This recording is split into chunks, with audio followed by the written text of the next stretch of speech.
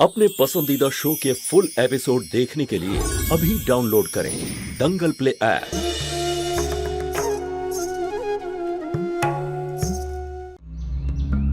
আমার মনে হয় তোমার শরীর ঠিক নেই। তুমি একটা কাজ করো, আজকে ছুটি নিয়ে নাও, আমি তোমাকে বাড়ি ছেড়ে দিচ্ছি। না উদয়, আমি ঠিক আছি, আমি অফিস চলে যাব। আরে চলে যাবে তার কি মানে? আমি তো বললাম ড্রপ করে দেবো, চলো। উদয়, আমি বললাম তো আমি চলে যাব। তোমার কি মনে হয় এই রকম অবস্থায় তোমাকে একা যেতে দেবো? কেন উদয়, কি হয়েছে আমার? কারোর কি মাথা ব্যথা হতে পারে না? এইটুকু ব্যাপারকে তুমি এত বড় করে দেখছো। সব মেয়েরাই তো একা যায়, আমি কেন নয়? আজকে আমি একাই অফিসে যাব। ওকে, যেমনটা তোমার ঠিক মনে হয়। হয়তো আমি অকারণে তোমাকে ফোর্স করছিলাম, চিন্তা হচ্ছিল তোমার জন্য, সেই কারণে। কিন্তু তুমি এখন একা যেতে পারবে। বাই।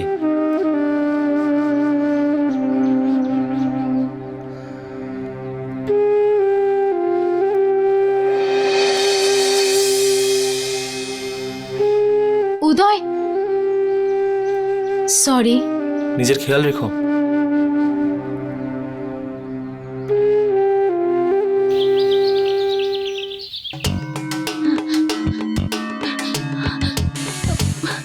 সুষমা, কি হয়েছে দিদি? সুষমা ঠিক আছে তো? এখন সব ঠিকই হবে। ভাগ্যিস তুই সময় ফোন করেছিলিস, না হলে কে জানে কি হতো। দীপু, তুই সুষমাকে এবার বাড়ি নিয়ে যা, আর মাকে বলিস ওর যেন ভালো করে খেয়াল রাখে, ওকে যেন এক মুহূর্ত একা না ছাড়ে। সুষমা প্লিজ আমার কথা শোন, ভুলে যা সবকিছু। হ্যাঁ, এবার সবকিছু ভালো হবে, আমরা সবাই আছি তোর সাথে। এখন তো সুষমাকে এই অন্ধকার থেকে বের করবার জন্য তোমাকেই চেষ্টা করতে হবে। ওর আত্মবিশ্বাস বাড়াতে হবে, আর ওকে আবার বাঁচতে শেখাতে হবে। কারণ আজ সুষমার এই অবস্থার জন্য তুমিও ততটাই দায়ী যতটা ওই অপদার্থ ব্রজ।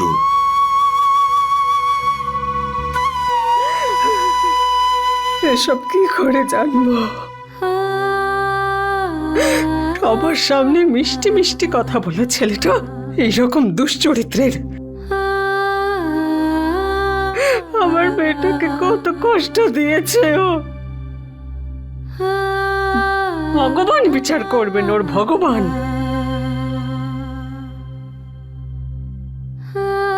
কত কষ্ট পেয়েছে আমার সুষমা, আর আমাকে কিচ্ছু বলেনি ও। আর যে বলেছে তার কথা তো তুমি শুনলেই না। কতবার জ্যোতি বুঝিয়েছে যে ব্রজ মোটেই ভালো লোক নয়। আরে পদ্মা, একজন মা একটা মেয়ের সবচেয়ে ভালো বন্ধু হয়। ওর জীবনে প্রথম শিক্ষক হয়ে থাকেন, ওর জীবনের আলো যিনি অন্ধকারেও পথ দেখান। আর তুমি জ্যোতির বিরুদ্ধে একজন সৎ মা, যে ঘৃণার এমন একটা আস্তরণ চাপিয়ে নিয়েছিলেন নিজের মনে, যার কারণে তোমার নিজের মেয়ের জীবনটাই নষ্ট হয়ে গেল। আরে সুষমা তো অবোধ ছিল পদ্মা, কিন্তু তুমি সুষমার আজকের এই অবস্থার জন্য শুধুমাত্র তুমিই দায়ী।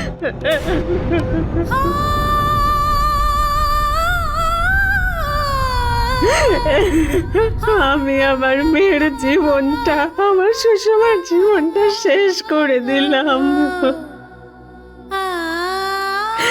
কত বড় ভুল করেছি।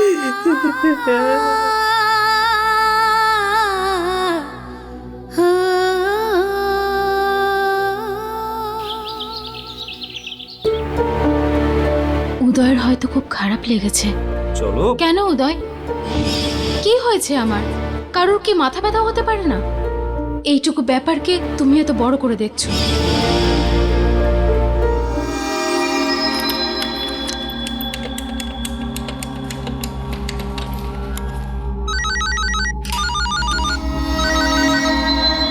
হ্যাঁ বলো। উদয়, আই এম রিয়েলি সরি।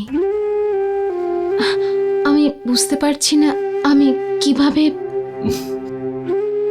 আমাকে ক্ষমা করে দাও। তুমি কি সত্যি নিজের ভুল বুঝতে পেরেছো? হ্যাঁ। ঠিক আছে, তুমি যদি সত্যি নিজের ভুলের জন্য ক্ষমা চাইতে চাও তাহলে আজকে সন্ধ্যায় আমার সঙ্গে মিট করতে হবে, যেখানে আমি বলবো। আচ্ছা ঠিক আছে। Great, see you then, bye. By.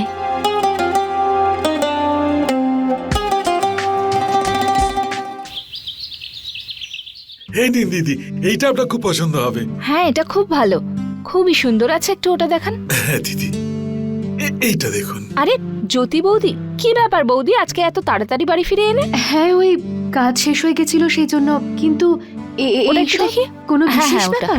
খুবই এইটা সুন্দর। দেখুন। হ্যাঁ, ওটাই খুবই সুন্দর। এই না হলে হার, এটাই সব থেকে সুন্দর। জ্যোতি বৌদি, এটা কেমন দেখো তো। বোঝো, আমারও মাথা গেছে, কাকে জিজ্ঞেস করছি। তোমার পছন্দ তো ডিফারেন্ট হবে, তাই না? তুমি তো একটু সিম্পল, হালকা, একদম নর্মাল টাইপের গয়না পছন্দ করো। আমাদের পরিবারের সবাই একটু ভারী আর একটু কাজ করা এরকম গয়না পছন্দ করে। আমাদের পরিবারের সাথে এই ধরনের সাধারণ গয়না খাপই খায় না। আমাদের আভিজাত্যের সাথে একদম মানায় না। দিদি, আমার কাছে কিছু বিশেষ ডিজাইনের গয়না রয়েছে, আপনি একটু দেখুন না। না না দাদা, উনি তো পছন্দ করবেন না। ব্যাস হয়ে গেছে, যেটা আগে দেখিয়েছিলেন আর এইটা।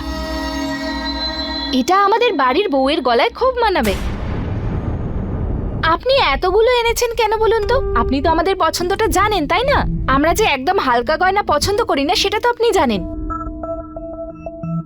হ্যাঁ, হতে পারে জ্যোতি বৌদির এর থেকে কিছু একটা পছন্দ হয়ে গেল। সরি বৌদি, আসলে কি বলো তো, এইসব দায়িত্ব মা আমাকে দিয়ে গেছে। মা ভেবেছে তুমি হয়তো এইসব দায়িত্ব সামলাতে পারবে না। আর তোমার সময়ের তো কোনো ঠিক নেই, তাই না? তুমি কখন বেরোবে, কখন বাড়ি আসবে।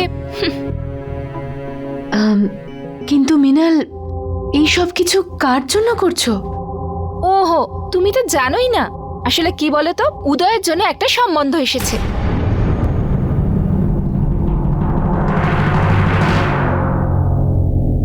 তাই মা আর আমি কালকে ওখানে যাব। মা ভাবলো যে যদি মেয়েকে পছন্দ হয়ে যায় তাহলে তখনই ওকে আশীর্বাদ স্বরূপ গয়না দিয়ে দেওয়া হবে। আর সেই জন্য বড় জেঠু, বড় মা আর মা আশীর্বাদের বাকি জিনিস কিনতে গেছে। ঠিক আছে, এখন এটুকুই থাকুক। এখন আপনি যান। আসলে কি বলুন তো, ফাইনাল ডিসিশন তো মাই নেবে, তাই না? ঠিক আছে দিদি, আচ্ছা, নমস্কার। নমস্কার। মিনাল, উদয় এই সম্বন্ধটার ব্যাপারে জানে? ওই সম্বন্ধের ব্যাপারে জেনে কি করবে বলো তো? মেয়ে তো মা পছন্দ করবে, তাই না? তারপর ওকে বলে দেব। আমাদের পরিবারের এটাই নিয়ম। আমার বিয়েও কিন্তু এভাবেই হয়েছে। হ্যাঁ, সেটা আলাদা ব্যাপার যে তোমার ক্ষেত্রে অন্যরকম হয়েছে।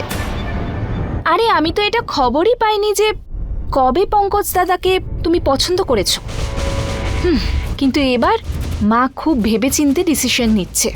মা চায় যে এই সম্বন্ধ আমাদের মতোই কোনো পরিবারে হোক। আমাদের যোগ্য মেয়ে এই বাড়িতে আসুক, যে আমাদের পরিবারের সবাইকে সময় দিতে পারবে, সামলাতে পারবে। অ্যান্ড আই এম শিওর মা এবার সঠিক সিদ্ধান্ত নিতে কোনো ভুলই করবে না। আর বৌদি, তুমি না একদম চিন্তা করো না। উদয়ের জন্য যে মেয়েকেই মা পছন্দ করবে না, উদয়েরও ওকে পছন্দ হবেই।